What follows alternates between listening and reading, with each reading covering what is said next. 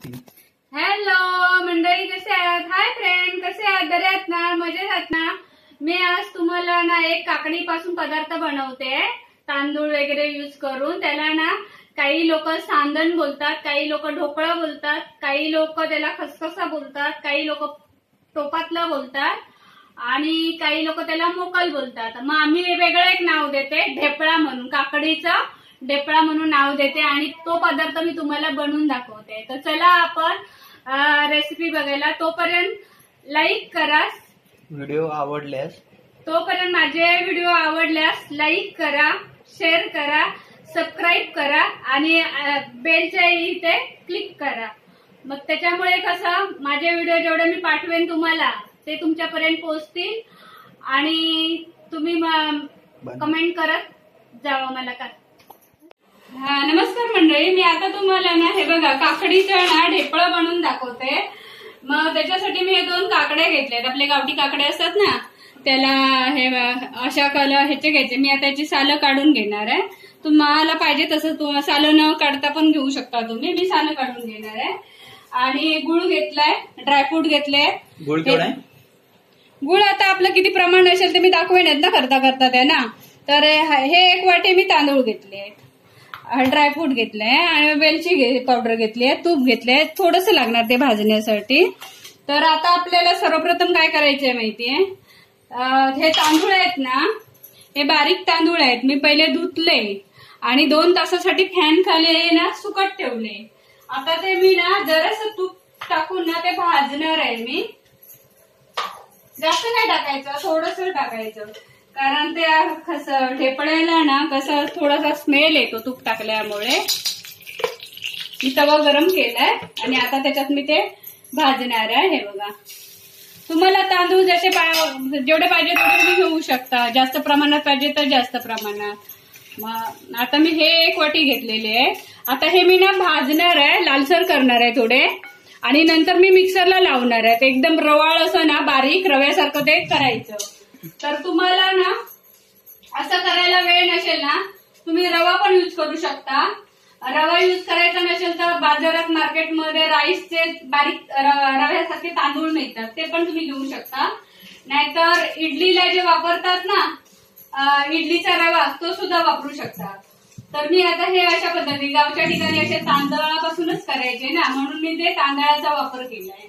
आणि तांदळाचा वापर केला ना तर छान लागतात ते. तर मी आता हे असे भाजणार, मिक्सरला लावणार. तोपर्यंत मी काय करते माहितीये, काकडी पण ही आता ना सोलून घेते.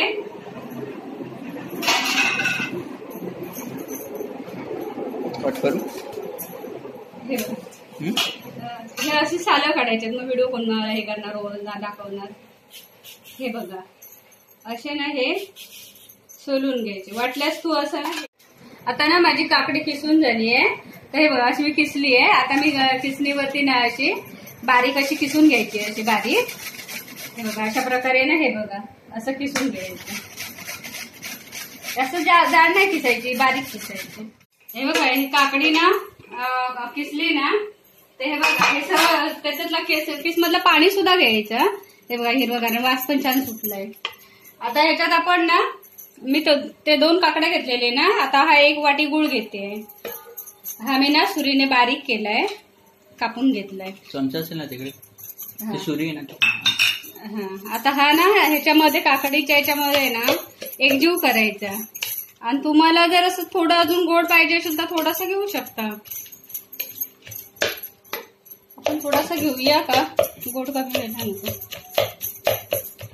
कारण गोड असलं तरच चांगलं वाटतं. थोडासा घेते मी.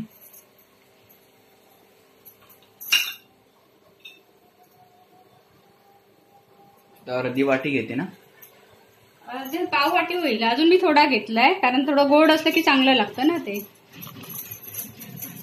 अजून त्याच्यात ते तांदळाचा रवा ऍड होईल ना, मग त्याला ते बरोबर होणार. आता हे ना असं पूर्ण एकजीव करायचं आणि नंतर मग ते आता मी मिक्सरला लावलंय. बघा, तांदूळ हे भाजलेले ना, मी जाडसर असे रवाळ केले, ते मी ह्याच्यात टाकणार. पहिलं मी गुळ वितळून घेते आणि मग रवा टाकणार.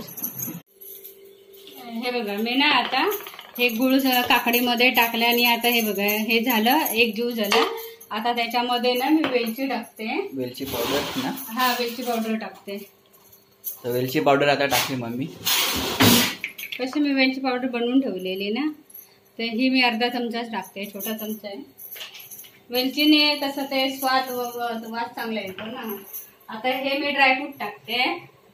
काजू आहे, बदाम आहे आणि पिस्ता आहे. 2 पिस्ता घेतली आहे. काजू आहे, बदाम आहे, ते मी असे थोडेसे बारीक केले. आता ते त्याच्यात ड्रायफ्रूट टाकते. थोडे आता टाकते, थोडे नंतर टाकते वरून हे करते वेळी.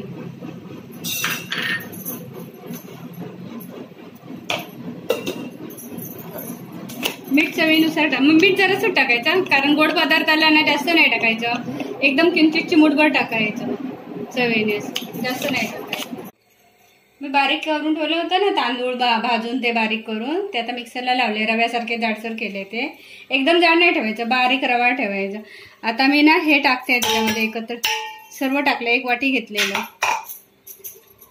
मग आता प्रत्येक गोष्टीचं प्रमाण कसं झालं माहिती आहे. 1 वाटी ते तांदळाचा रवा बारीक केलेला, 1 वाटी काकडी आणि 1.25 वाटी गूळ टाकलाय. आता ना आपण काय करणार माहितीये, हे 1 तासासाठी ना हे असं ठेवणार आहोत आपण, झाकून ठेवणार 1 तासासाठी. मग ते त्याच्यात सर्व मुरेल ना ते, आणि नंतर मग आपण ते ना उकडीचे मोदक कसे वापवतो किंवा अळूवडे कसे वापवतो तसं वापवायचं आहे. तेव्हा मी तुम्हाला दाखवते. आता 1 तासासाठी मी ठेवते आहे असं. 1 तासाने तुम्हाला दाखवते कसं करायचं आहे ते. नमस्ते मंडळी, हे बघा आता ना आपण हे केलेलं ना 1 तासासाठी ठेवलेलं ना बीज सर्व एकत्र करून. हे बघा हे असं झालंय. तर मी आता ना ते वाफवायला ठेवणार आहे. तर हे बघा मी हा ना कुकरचा डबा घेतलाय आणि ह्याला तूप लावून घेतलंय. मग ते खाली निघायला पाहिजे म्हणून चिकून. आणि आता आपण तळायला काय करतो माहितीये, हे थोडे मी ड्रायफ्रूट ठेवलेले ना ते टाकणार आहे. हे बघा असे ना अर्धे ह्याच्यात मध्ये टाकले आणि अर्धे असे मी टाकते ड्रायफ्रूट. ते आपण नंतर कापणार ना, वड्या काढणार ना, तेव्हा ते दिसतील आपल्याला. सर्व झाकून आता मी ना हे ठेवलेले 1 तासासाठी सर्व एकत्र करून ना ते मी आता या डब्यामध्ये ओतते. हे बघा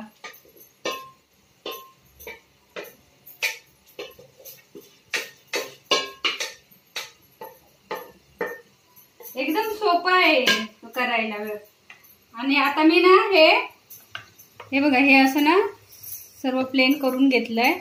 आता मी हे काय करणार माहितीये, हे बघा हे मी ना टोपामध्ये पाणी ठेवलंय.